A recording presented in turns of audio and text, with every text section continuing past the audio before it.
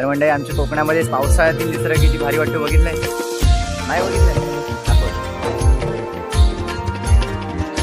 आस लागे तुझी देवा सरता श्रावण सरी, आस लागे तुझी देवा सरता श्रावण सरी, आस लागे तुझी देवा सरता श्रावण सरी. वाट किती पाहू रे गणा, वाट किती पाहू रे गणा, धावत ये लवकरी. वाट किती पाहू रे गणा, धावत ये लवकरी.